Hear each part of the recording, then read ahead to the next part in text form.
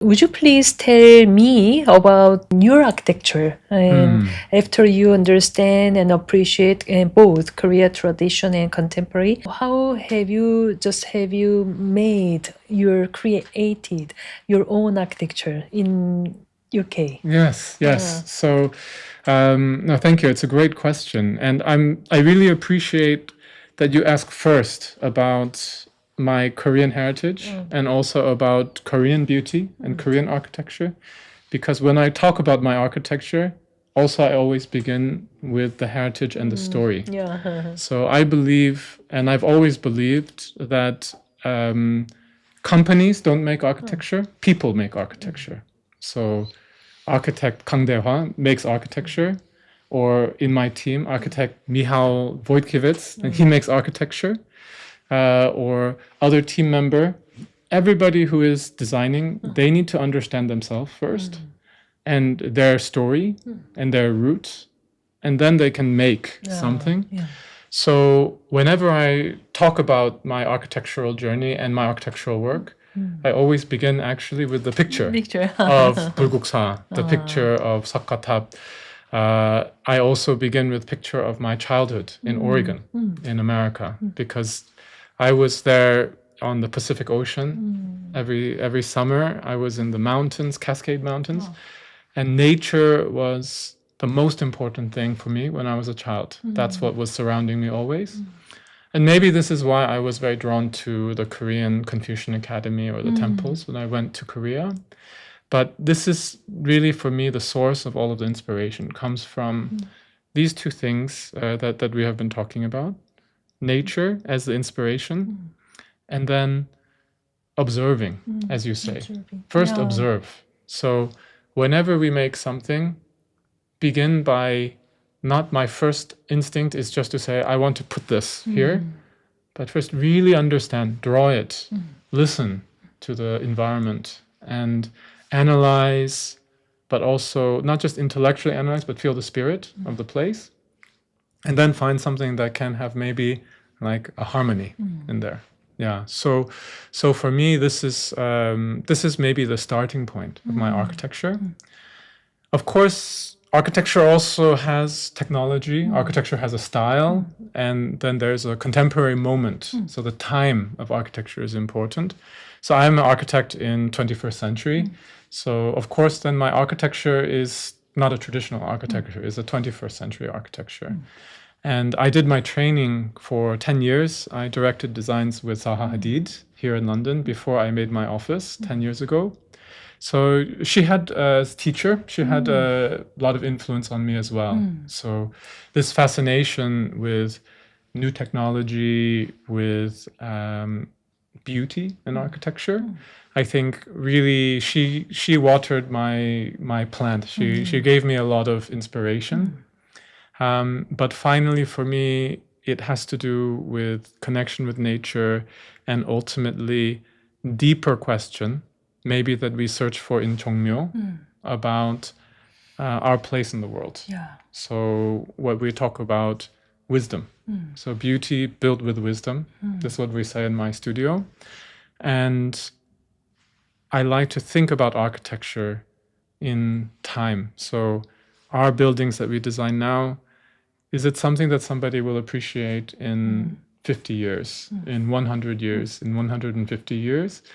That would be a goal for me when we are making architecture. And these are the questions we always ask our client. What would you like your grandchild, what can you tell your grandchild about this project you are building?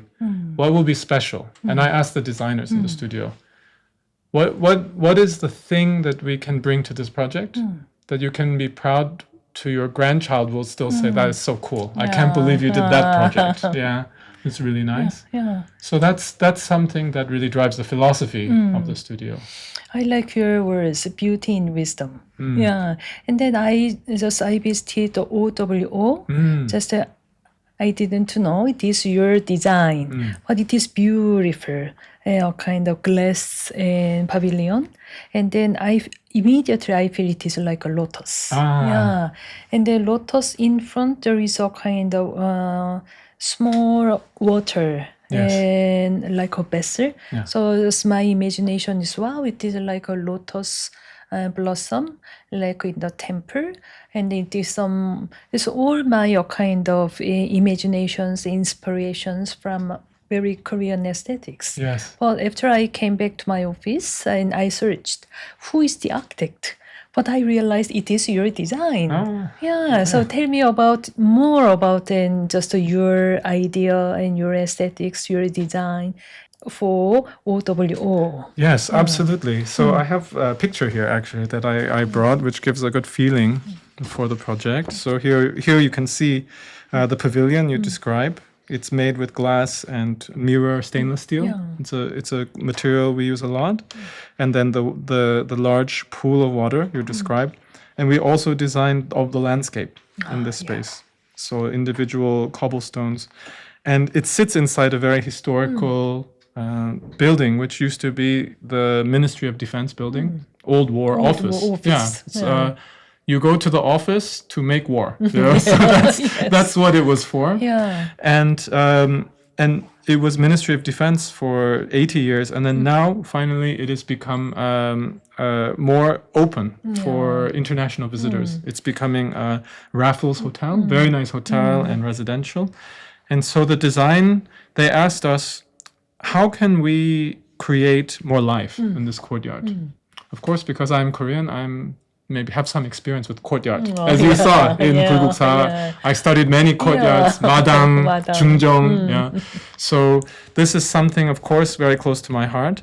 And as I say, the first thing is to look for a way to harmonize with the existing. So we did many studies of different shapes, different forms. And when you begin with a circular form, then it has no corners. So it does not create any aggressive action to surrounding buildings. So this is something why it's round in the top view, but also when you look from the side, it's also round in all directions. Maybe what you can see like here. So you can see here that it's a soft building. And I think that for me, this was very important, that we need to be respectful to the existing context. And I learned that from this Korean traditional architecture, always very respectful to context, the way we are respectful to the previous elders in Confucian society. And then once we develop this idea, then it needs some architectural form. And so for us, really, this idea of the mirror, it's a bit like, you could say even, this is the top view. Yeah. Almost like water, like liquid metal. Yeah. So one can say the building is there, but it's also not there. Yeah. So because it reflects, depending on the context, it's always reflecting the color of what is around. Yeah. So for me, this is something that drives the design, and eventually so much inspiration from nature, as you say. So I love mathematics and geometry, and something that could be so organic and really feels in a courtyard where, for historical reason, they do not believe they should put greenery or trees to respect the existing architecture. Then maybe the architecture can be like nature, but made from human materials. So that's why we can have this, and then also we can bring water, and then even the floor, it's all like the same pattern as the architecture. It's all one thing. Just I feel this area is like something in Korea Celadon T-ball. I love that. I never thought of this way. Yeah, but it is I a love that. kind of water, and then the kind of lotus design, because it is exactly same aesthetics of the Korea period, when have a tea and the green color and water, and then just inside the lotus patterns. Yes, I love that analogy actually, and we actually, I can say, for instance, one of our projects in Korea. This is another project. So this is Community Headquarters, and this is again we use mirror, and this time we make a tree. Silver tree. And so this was because this building used to be very dark underneath. And so by putting mirror underneath, it adds more space, feels like double the height and much more light inside. And again, we cannot grow a plant in the dark, so then the architecture can be like this. And then the pattern can be very organic. So from the tree, then all of the pattern it wraps, and then you have in granite, we create also more like soft, organic pattern. So maybe this is one theme that is useful to think about is, as I said, powerful simplicity, but also confident and simple. Also, so I feel some power. It is very simple, but it is like some power because it is the same idea of the Joonghyun. Joonghyun is very simple, but confidence and very strength. In inner depth. Inner deep mind. 내공. So then maybe one more thing I can show in here in my secret box. Here's one more project in Korea. I told you I love Paju Book City. This is building in Paju Book City, Rainbow headquarters, and the concept here is to the publishing house wants to publish the stories of not the famous people, but the ordinary people who rebuilt Korea after the Korean War. So maybe small number of copies, 500 copies, 1,000 copies of somebody like opera singer or somebody like an architect or somebody like a school teacher, not like general or president. And so we made a 100-year staircase with bookshelf with 100 shelves each year of the 20th century. And so as you walk up, you can see the books in the year from that year that these people are born. But then the architecture also is creating with Hyosuk, special volcanic stone.